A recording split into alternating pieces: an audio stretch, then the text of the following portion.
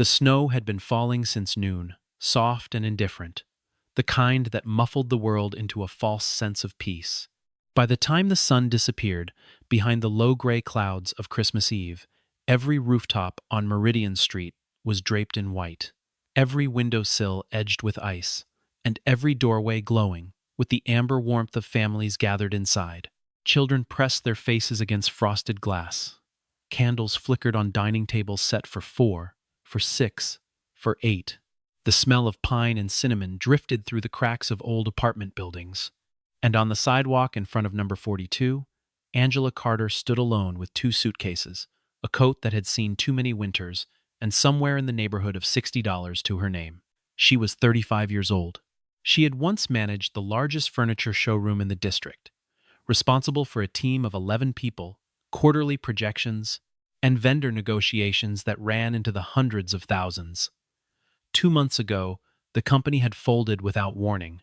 The parent corporation filed for protection.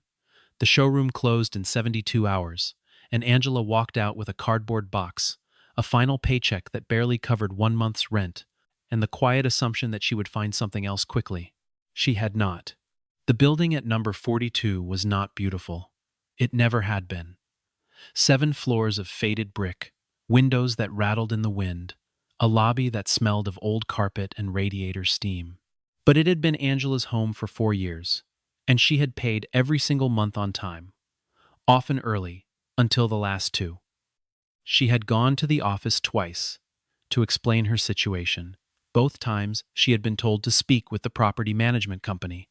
Both times she had left messages that were not returned. The third conversation happened in person, in the lobby, and it was brief. The landlord, whose name was Douglas Whitfield, had made clear that explanations were not currency. Douglas Whitfield was the kind of man who had inherited money and spent the following decades confirming to himself that he deserved it.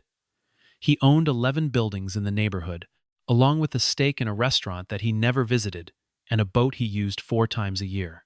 He was 61, silver-haired, and accustomed to being the tallest man in any room, not in height, but in the particular posture of someone who has never been told no by anyone who mattered to him. He wore a camel-colored overcoat that cost more than Angela's monthly rent, and when he arrived at number 42 that Christmas Eve evening to deal with the matter personally, he brought along 2 members of the building's maintenance staff and did not bother to lower his voice. The conversation lasted less than 4 minutes. Angela stood in the hallway outside apartment 314 and asked for 1 more week. She was not begging, not exactly, though the cold dignity in her voice cost her something to maintain. She explained that she had a second interview scheduled, that she had a small payment coming from a freelance project, that 1 week was all she needed to get current. Douglas Whitfield listened to approximately 40 seconds of this before he began to smile. It was not a kind smile. It was the smile of a man who had decided long before arriving that the outcome was already settled, and who was now simply enjoying the formality of it. He said, loudly enough for the 2 neighbors who had opened their doors to hear, that he was not running a charity. He said that the building had standards. And then, before Angela could respond, he nodded to the maintenance men, who began carrying her belongings out of the apartment and down the stairs. She followed them, still talking, still trying to make him understand, and Douglas Whitfield walked behind her with his hands in his coat pockets as though he were taking a pleasant evening stroll. By the time they reached the sidewalk, her 2 suitcases had been set on the icy pavement, and a box of books and kitchen items was balanced on top of one of them, already starting to tilt from the wet. The neighbors who had gathered on the steps watched in silence. Nobody moved to help. Nobody said a word. Douglas Whitfield looked at Angela Carter standing in the snow beside everything she owned, and said, with a kind of amiable contempt, that people like her never owned property. Then he turned and walked back inside, and the door swung shut behind him with the heavy click of a lock engaging. Angela did not cry. She wanted to, but she did not. She stood very still for a moment, the snow settling on her shoulders, on the top of her suitcases, on the cardboard box that was already beginning to soften at the bottom. One of the items in that box had shifted, and a framed photograph had slid to the top. A picture of her mother, taken in the backyard of the house Angela had grown up in, a woman in a yellow dress squinting happily into the afternoon sun.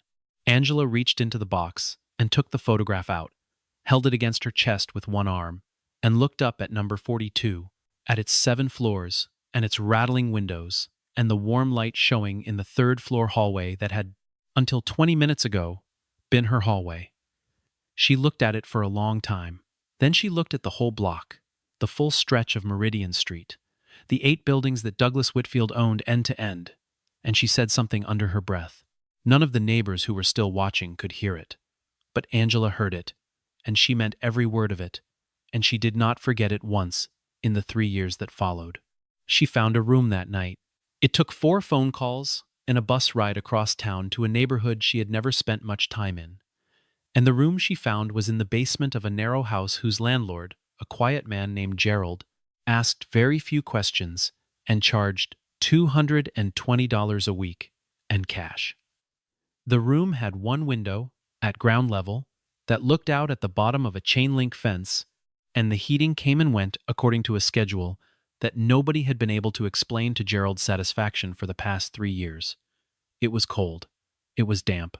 The walls were painted a shade of beige that had yellowed badly, and the single overhead bulb cast the kind of light that made everything look older and more tired than it actually was. Angela put her 2 suitcases against the wall, sat on the edge of the narrow mattress, and placed the photograph of her mother on the windowsill, the one place where a thin slice of outside light reached during the day. Then she took out a small notebook from the side pocket of her larger suitcase, opened it to the first page, and wrote at the top, "Never depend on one paycheck again." She underlined it twice. Then she turned off the light and lay in the dark and did not sleep for most of the night. She found work within the week. Not 1 job, but 3, and she held all 3 simultaneously for the following 4 months. The first was washing dishes at a diner on Harlow Avenue that opened at 5 in the morning and served the kind of breakfast that tradespeople ate before the sun came up. The second was an evening cleaning shift at a mid-rise office building downtown, 4 floors of glass-walled conference rooms and open-plan desks that she swept and sanitized from 6 to 10, 5 nights a week. The third was weekend delivery work, packages and grocery orders, which she did on foot and by bus until she had saved enough to rent a bicycle, and then she did it faster. She was working somewhere in the range of 15 to 16 hours a day. She lost weight she did not have to lose. Her hands cracked from the cleaning chemicals and the winter air. There were mornings at the diner when her back ached so badly that she moved with a particular careful slowness that the other staff recognized without commenting on, because most of them were moving the same way. She was older than the majority of her colleagues at every job, and more educated, and this created a strange double friction. The diner's day manager once told her, not unkindly, that she was overqualified and would probably leave before the month was out. A woman at the cleaning company said something similar, phrased less kindly, with the implication that people who thought themselves above a job made unreliable employees. Angela listened to both of them and said nothing, and showed up the next day. She showed up every day. What she could not afford to do was give anyone a reason to let her go. In the evenings after cleaning, on the bus rides home, on the 1 day a week when she allowed herself to stop moving before midnight, she read. Not novels, not the things she might once have reached for in another life, but finance, real estate fundamentals, market cycles, the mechanics of commercial lending. She borrowed books from the library system and renewed them until the librarians recognized her by sight. She found online courses, free ones first, and then 2 that cost money she had to save specifically for the purpose. She watched lectures recorded in basement studios by people with specific and practical knowledge about asset valuation, about how distressed properties were priced, about the difference between what a building was listed for and what it was actually worth to someone who understood what they were looking at. She filled notebooks. She asked questions on forums late at night when she should have been sleeping. Slowly, across the long months of those hardest days, something was organizing itself inside her mind, a kind of clarity that hard circumstances have a way of producing in people who refuse to be finished by them. Angela Carter had spent the first decade of her working life being good at other people's businesses. She had grown other people's revenues, managed other people's teams, protected other people's investments. She had done it well and been paid a salary for it, and had never once thought seriously about what it would mean to do it for herself. She was thinking about it now. She thought about it constantly. The first real turning point came not from a plan, but from a conversation. A woman named Ruth Elaine Goss ran a small furniture and home goods store on the commercial strip of Westfield Boulevard, a shop she had opened 31 years earlier with her husband and continued alone after he passed. The store was called Goss Home, and it was the kind of place that had survived by being genuinely useful to the neighborhood. Not trendy, not expensive, but reliable. In the spring following Angela's eviction, Ruth was close to closing. The margins on furniture retail had been thinning for years, as larger chains and online platforms absorbed the market, and Ruth had not adapted her buying or her pricing or her marketing to account for any of it. She simply did not know how. She had posted a handwritten sign in the window asking for a part-time sales assistant, and Angela saw it on a delivery route and walked in, and what began as a conversation about the job became a conversation about the state of the business. Because Angela asked a question about the store's inventory turnover, and Ruth, surprised, answered it honestly. They talked for an hour and a half. Ruth offered her the job. Angela took it, and then, over the following 6 weeks, quietly and without making it the point of any single conversation, began doing things differently. She renegotiated Ruth's 2 largest supplier contracts, having spent 2 weeks analyzing the original agreements and researching comparable terms. She restructured the floor layout to move slower-selling inventory toward the back and high-margin items to the entry zone. She built a simple but effective local advertising system based on Ruth's existing customer list, which Ruth had maintained by hand in a ledger and had never used for outreach. She standardized the pricing logic so that markdowns happened earlier and recovered margin rather than eroding it. None of these were complicated ideas. They were basic, practical, and applied consistently, and within 3 months, the store's monthly revenue had climbed by 41%.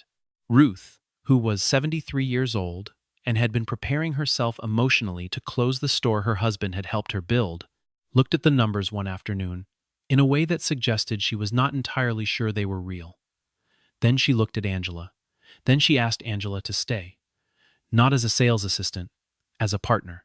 She offered a 15% stake in the business, modest in absolute dollar terms, but significant in what it meant, because it was the first time in Angela's life that she owned a piece of something rather than simply working for it. She accepted immediately. And then she spent the following months learning everything Ruth was willing to teach her about the operational side of a retail business, the lease agreements, the supplier relationships, the insurance structures, the cash flow patterns across different seasons. But more than that, she spent those months learning how to read a business from the outside, the way an investor or an acquirer would read it, not with the eye of someone who worked there, but with the eye of someone deciding what it was worth and why. She read Ruth's books, not just to help Ruth, but to understand the grammar of a balance sheet, the story a profit and loss statement told about a business's true health beneath whatever surface it presented. She began to see that there was a whole language underneath the visible economy, a language of debt and asset value and leverage and timing, and that most people who interacted with that economy daily did so without speaking it. Angela was determined to become fluent. By the end of her first year working with Ruth, Angela had saved enough to make her first independent investment. It was small, a stake in a neighboring dry cleaning business that was being sold by an owner who had grown tired and wanted out quickly. The price was below market because the owner wanted a fast close, and Angela moved fast. She put in 30% of the purchase and brought in 2 other buyers for the rest, people she had met through Ruth's customer network who had small amounts of capital and no clear place to put it. She handled the negotiation, the due diligence, and the operational transition herself, working nights and weekends while still at Goss Home. Within 8 months, the dry cleaning business was profitable enough that her stake had nearly doubled in value. She sold her share at a number that made the original investment look almost embarrassingly small in retrospect. And she took that money and did it again, this time with a vacant commercial unit on the far end of Westfield that she had identified as underpriced. Then again with a small parking lot near the transit hub that 3 different buyers had passed on because they did not know what to do with it. Angela knew what to do with it because she had spent 6 months learning the zoning rules for that corridor and had found a use that none of the other buyers had noticed. She leased it to a logistics company for vehicle staging at a rate that turned the investment cash flow positive in under a year. She registered a company.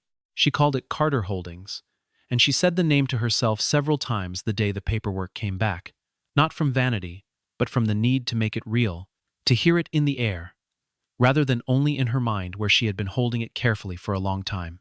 The entity was small, its assets modest by the standards of real commercial real estate, but it existed.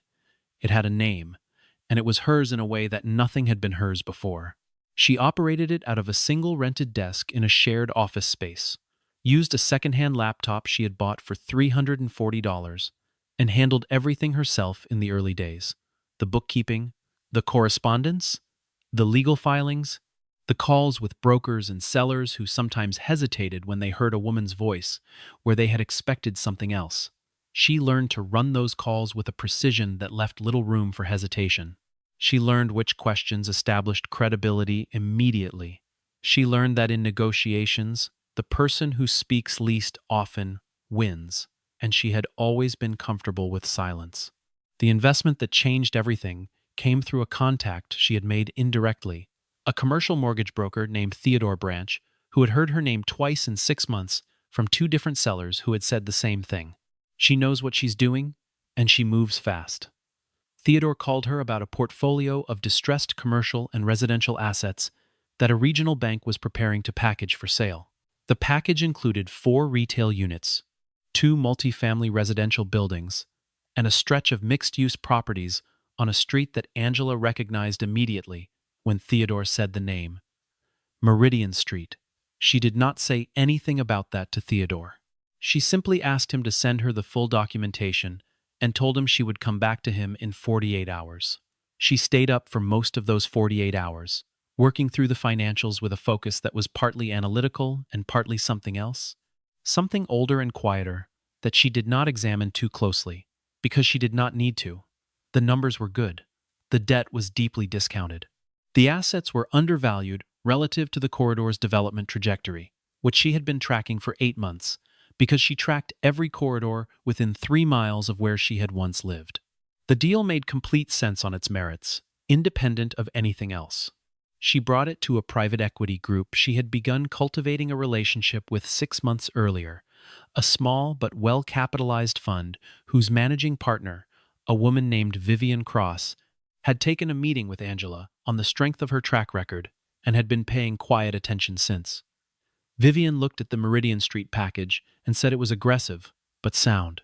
She said her fund would participate at 60% of the required capital if Angela could raise the remaining 40% and commit to the management structure they had discussed.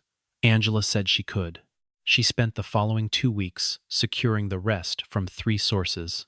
Ruth's reinvested profits from Goss Home, a smaller co-investor from her dry cleaning days, and her own accumulated capital from the parking lot and the Westfield unit. She was putting in more than she was entirely comfortable putting in. That discomfort was, she had come to believe, approximately what the threshold of meaningful risk felt like, and she had learned not to mistake it for a signal to stop. The acquisition closed on a Thursday in early December, 3 years and a few weeks after Christmas Eve, on Meridian Street. The buyer of record was Carter Holdings, LLC. Douglas Whitfield had known for several weeks that the bank was selling his debt, but he had not known who was buying it because the transaction was structured through a holding entity, and the parties involved had no reason to volunteer anything. He had made calls. He had been told the buyer was an investment company. He had assumed it was one of the large commercial funds that had been moving through the neighborhood over the past 2 years, acquiring the kind of assets his buildings represented, and he had spent those weeks in a state of controlled alarm, telling people he spoke to that he had options, that he was in conversations, that he had not lost anything. But the debt was sold, and with it came the leverage that the new owner of that debt could exercise, and Douglas Whitfield was going to have to sit across a table from whoever that was and discuss the terms of his future on Meridian Street. He was shown to a conference room on the 14th floor of a building downtown on a Tuesday afternoon in December. The room had floor-to-ceiling windows that looked out over the city in the late afternoon light, and a long table with 6 chairs, and a water carafe, and a woman already seated at the head of it when he walked in. He saw the back of her first dark hair, a charcoal jacket with clean shoulders, a posture he had the vague and unsettling sense he had seen before. Then she turned, and he stood very still for a moment in the doorway. It had been 3 years. She looked different. The coat was different. The room was different. Everything about the geometry of their positions was different. But the face was the same, and she was watching him with an expression he could not quite name, calm, and full of something that was not anger, which somehow made it worse than anger would have been. Angela Carter set down the pen she was holding, laced her fingers together on the table in front of her, and said nothing. She let the silence work for a moment. Then she said it was good of him to come, and gestured to the chair across from her, and the lawyers who had entered behind him sat down without speaking, because they understood that something was happening in this room that was not strictly about real estate. The legal documents were presented and explained. The purchase of the debt was confirmed. The implications were outlined plainly and without theatrical emphasis. Douglas Whitfield sat in his chair and listened, and the color in his face shifted through several stages that the lawyers catalogued without expression. He asked once to speak to Angela directly, rather than through the attorneys, and she nodded, and the lawyers stepped back from the table by exactly 1 chair. He said he did not understand how this had happened. She told him, simply, that it had happened because she had worked for it and paid for it, and it now belonged to her, which was how ownership generally worked. He said he might be able to make arrangements to buy back the debt at a premium. She said she was not interested in selling. He asked for time to consult with his own advisors.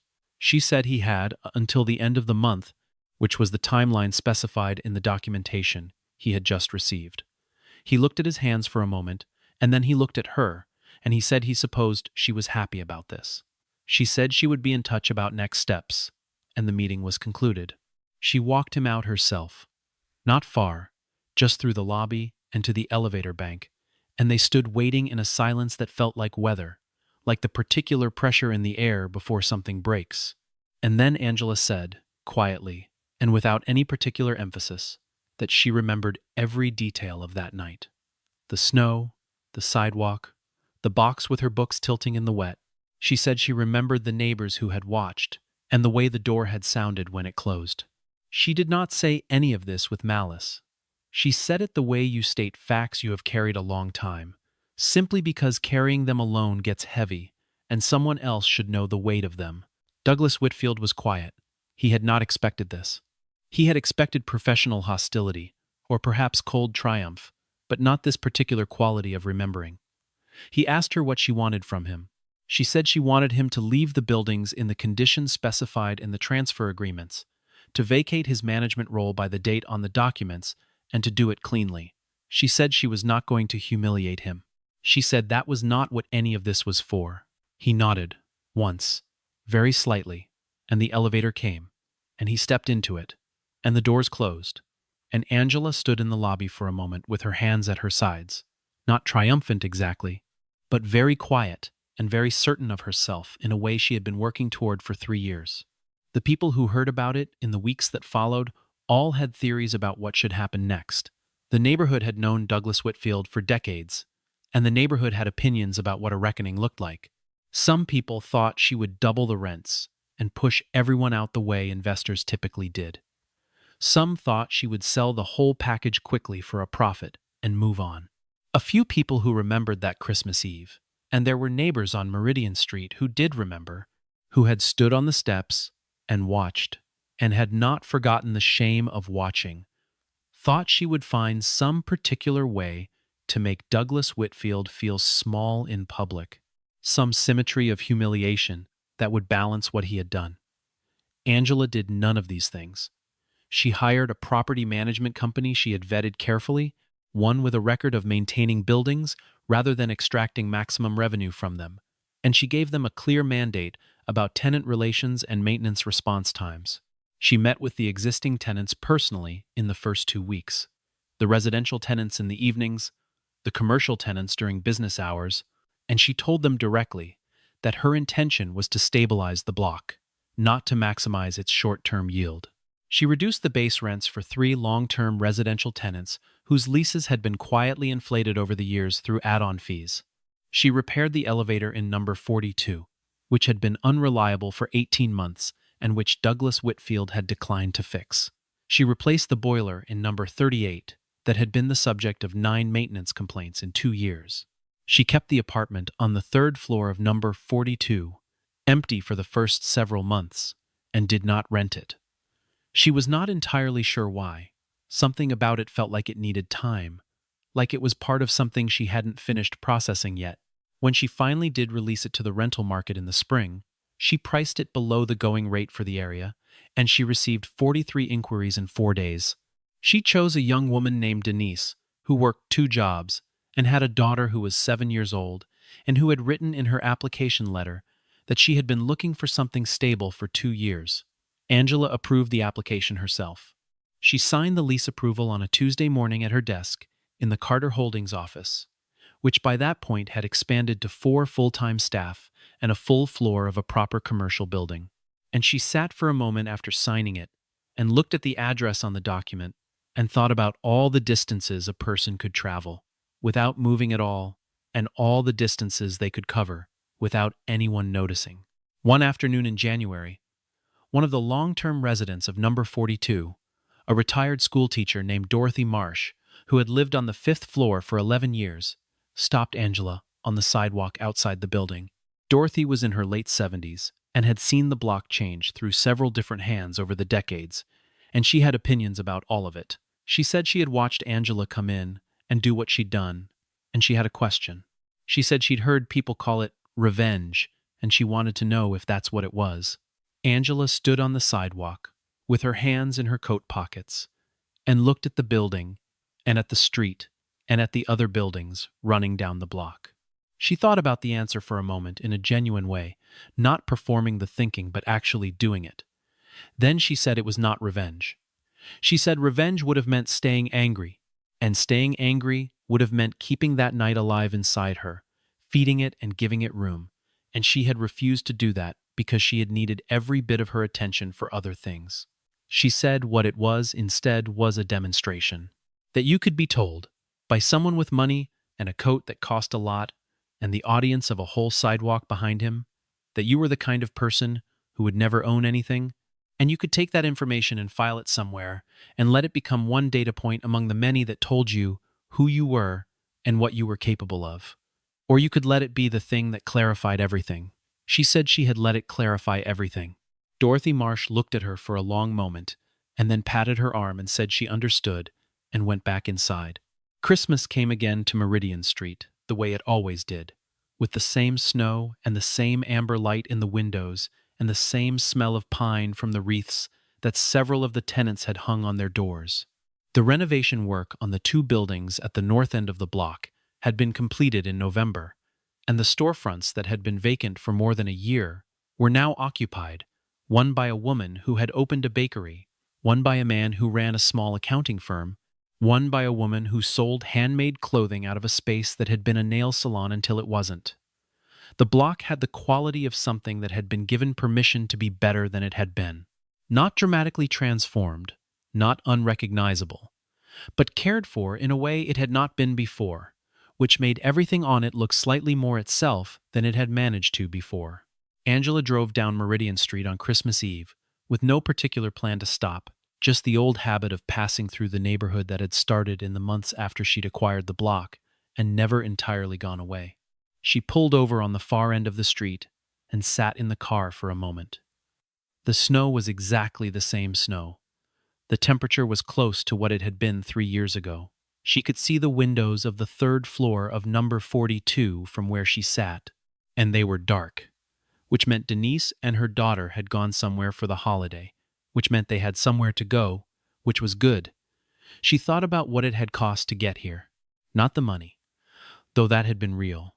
And she thought about it in the precise and unglamorous terms that anyone who had actually built something thought about cost.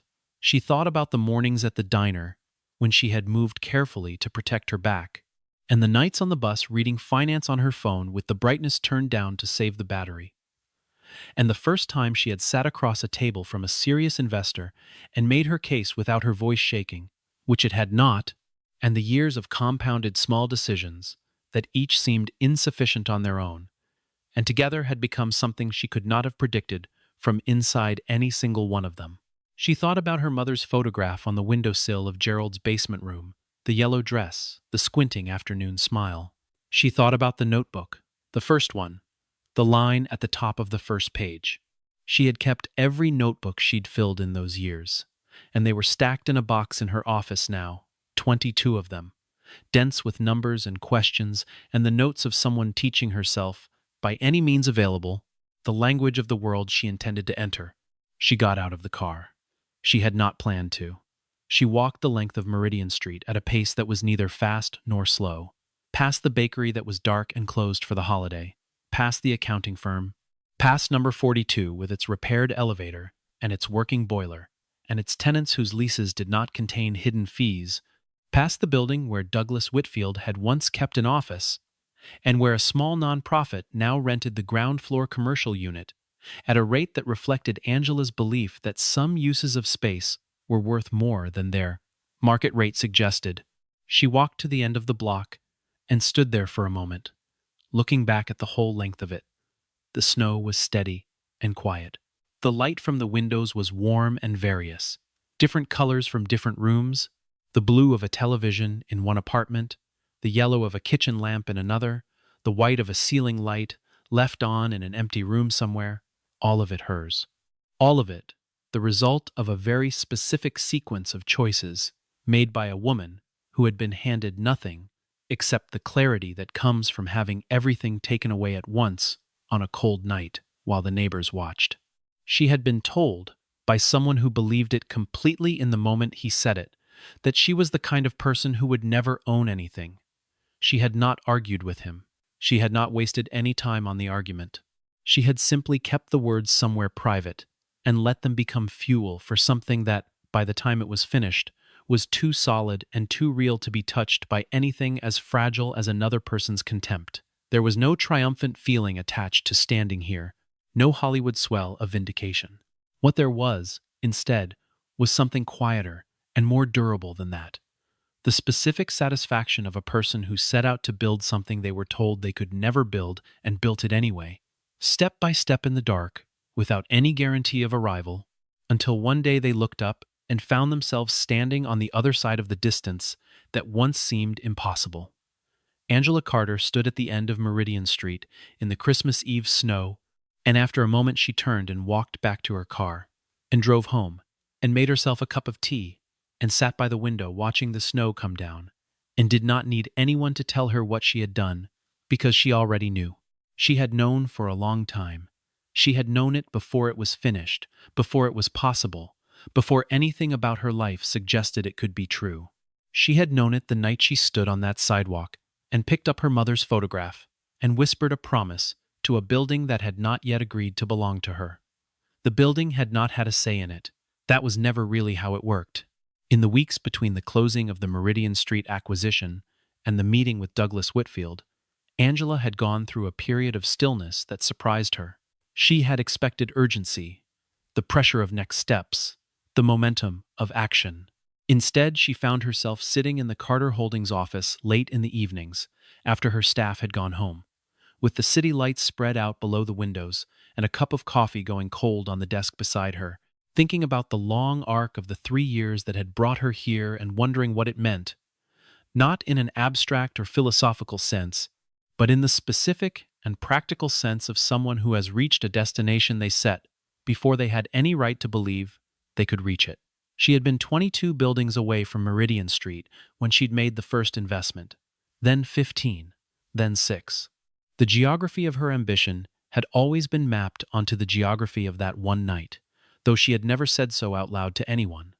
Not Ruth, not Theodore, not Vivian Cross, not any of the lawyers or analysts or co-investors who had worked alongside her. She had kept that part separate. It was not a thing she needed anyone else to validate or understand. It was simply the compass, bearing that oriented everything else. There was a moment, sometime in the second year, when she had been close to overextended. 3 deals running simultaneously. A delayed payment from one co-investor that she was covering personally, a building inspection that had come back with issues that required immediate capital she had not fully budgeted for. She had sat with the spreadsheets at 2 in the morning on a Sunday and done the math from 3 different angles, and each time the margin was thinner than she would have chosen if she'd been planning from a position of comfort. She had called Ruth the next morning, not to ask for advice exactly, but because Ruth was the person she had fallen into the habit of calling when the world felt unsteady, and Ruth had listened to everything and then said something that Angela still thought about. Ruth had said that the difference between people who built things and people who almost built things was almost always just endurance. That capacity to stay in the problem after the moment when most people would have decided it was too hard. She said she had seen it in her own business, in the years when nothing was working, and she had kept the lights on anyway. And she said she recognized it in Angela from the very first conversation they'd had, standing in the store on Westfield Boulevard with Angela, asking about inventory turnover. Ruth said she had known then that Angela was going to be fine. Not fine like safe or comfortable, but fine like someone who was going to get where they were going, eventually, at whatever cost the journey required. Angela had written that down in one of her notebooks. She did not have to look it up. She remembered it exactly. The hardest single period had been the 6 months immediately following her eviction, before the work at Goss Home and before anything resembling a plan had taken shape. She was doing the 3 jobs. She was learning, she was writing in notebooks, but underneath all of that was a fear that she worked very hard not to look at directly, because she knew that looking at it directly would cost her time and energy she could not afford to spend. The fear was not of poverty, exactly, though that was part of it. It was more the fear of confirmation, the fear that Douglas Whitfield had said something true when he said that people like her never owned anything, that the word like was doing specific work in that sentence, that there was a category she belonged to by birth and circumstance and history, and that the category had a ceiling that effort alone could not breach. She had seen it happen to other people. She knew it was not a fantasy. She knew that the world arranged certain kinds of difficulty specifically for certain kinds of people and called it the natural order of things, and that this arrangement was real and had consequences, and she was not naive about any of it. What she had decided, in those early cold months in Gerald's basement room, was that she was going to operate as though the ceiling did not exist, not because she was certain it didn't, but because operating as though it did would guarantee the outcome she refused to accept. It was a choice she made, consciously, repeatedly, on specific mornings when the evidence in front of her suggested the choice was foolish. She made it anyway. She made it until it stopped feeling like a choice and started feeling like just the way she moved through the world. The meeting with Douglas Whitfield had one moment that she had not anticipated and had thought about many times afterward. It was near the end of their conversation, after the lawyers had finished, and after she had told him what she expected in terms of the transition. He had been very quiet for several minutes, and then he had said something that was not an apology exactly, but was in the vicinity of one. He said that he did not remember saying what he had said that night. She looked at him. He said the specific words, that phrase about people like her never owning anything. He said he did not remember saying it. She studied his face for a moment and tried to determine whether this was true, and she concluded that it might have been.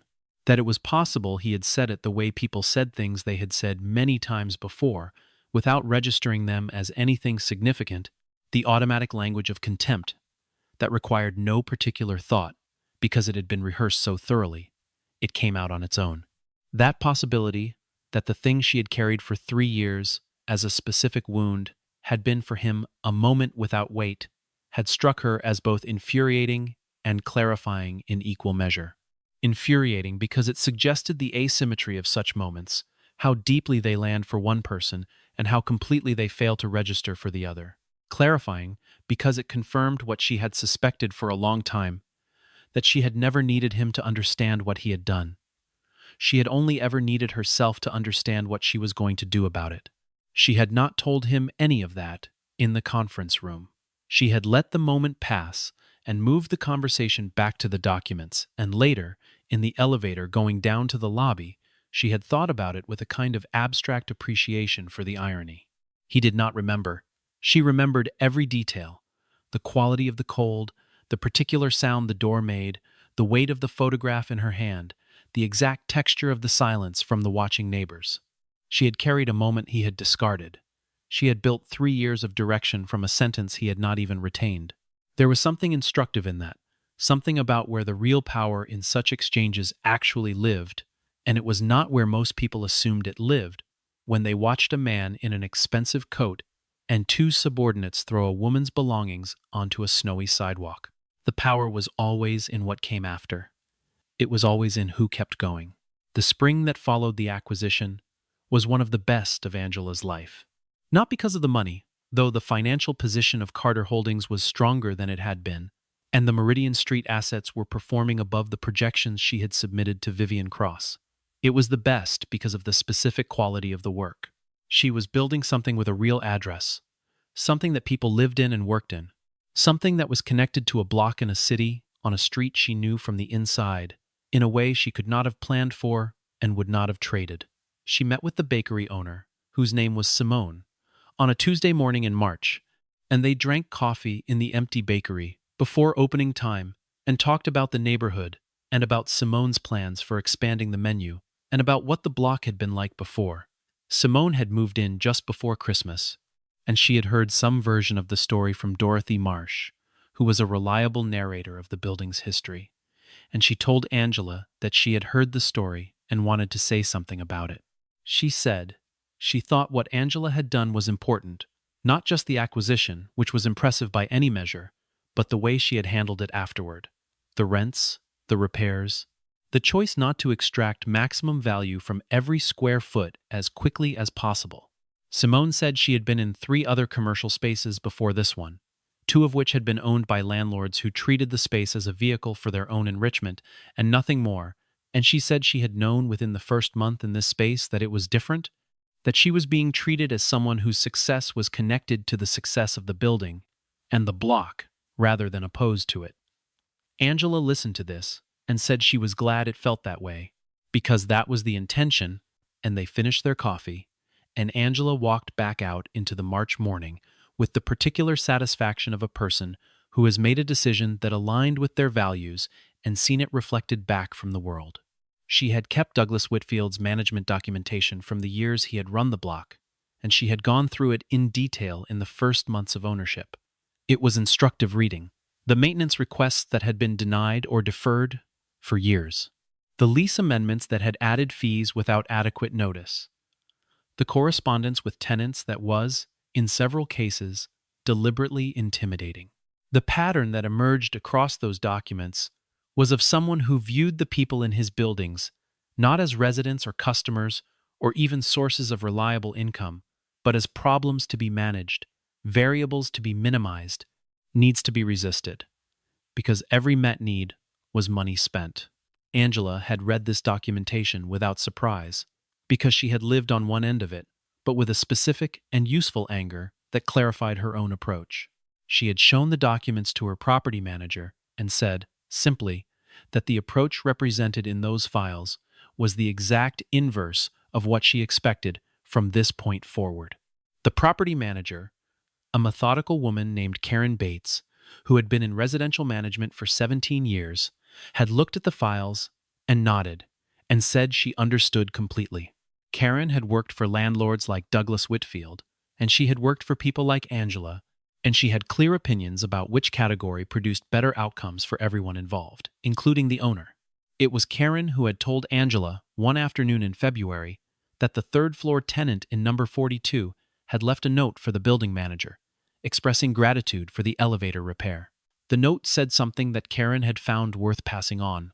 It said that in 18 months of living in the building, the tenant had put in 9 requests for the elevator to be looked at, and that every single one had been ignored or answered with a promise that went unfulfilled, and that the repair, which had taken 3 days from the time Angela's crew had assessed it, had changed her daily life in a way that was difficult to describe to someone who had never been without a working elevator while living on the third floor with a shoulder injury. Karen had handed Angela the note across the desk and said she thought she should see it. Angela had read it twice. The note was handwritten on a page torn from a spiral notebook, and the handwriting was careful and slightly formal in the way of someone who had thought about what they wanted to say before writing it. Angela had folded it and put it in her desk drawer, in the same drawer where she kept the first notebook she had ever filled, the one that started with the line underlined twice on the first page. She did not need a monument. She did not need anyone's acknowledgement. But she kept the note anyway, because it was evidence of something real, of a change in the material conditions of a person's life that had happened because of decisions she had made. That was not nothing. That was, in fact, the entire point. She thought sometimes about what she would say if someone asked her to reduce what she had done to a lesson, to a principle, to the kind of clean and portable wisdom that travels easily from one person's story to another.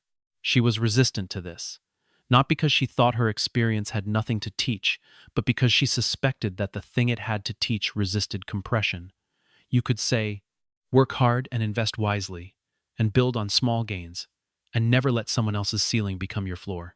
All of that was true, and none of it captured the specific texture of being 35 years old in a basement room with $60 and a photograph, and the feeling that the distance between where you were and where you intended to be was so large as to be almost theoretical. What she had done in that space, in the gap between the impossible distance and the beginning of traveling it, was not reducible to a principle. It was something she had done in her body and in her mind over thousands of mornings, a sustained and sometimes exhausting act of will that had no guarantee attached to it and no applause along the way. And the only thing that had kept it going was the thing she had whispered to a building on Christmas Eve, which was not really a promise to the building at all. It was a promise to herself. It was the commitment to remain, regardless of everything, someone who had not yet finished. The snow on Meridian Street that second Christmas was the same snow it had always been, indifferent to the people below it, falling at its own pace and in its own quantity, with no interest in the stories playing out beneath it. But the street it fell on was different in ways that were visible if you knew what to look at. The storefronts with lights, the repaired facades, the elevator in number 42 that had been broken for a year and a half and now ran smoothly between the lobby and the 7th floor. The tenants who had received a letter in the fall, explaining the new management structure and the new approach to maintenance requests, and who had responded, several of them, with a kind of cautious optimism that was neither naive nor cynical, but simply the practical hopefulness of people who had learned to adjust their expectations to their circumstances and were finding, carefully, that the circumstances had shifted. Angela Carter had made something of a night that was supposed to have finished her. She had made it into the first chapter of a story that ended, at least for now, with her standing on the street that had once expelled her, having turned it into something she owned from the sidewalk to the roof. The buildings were the same buildings. The street was the same street. But everything about what they meant was different, and that difference was entirely her work, built brick by brick and decision by decision across 3 years that had taken more from her than she had known she had to give, and had given back more than anyone standing on that sidewalk on Christmas Eve had been able to see coming.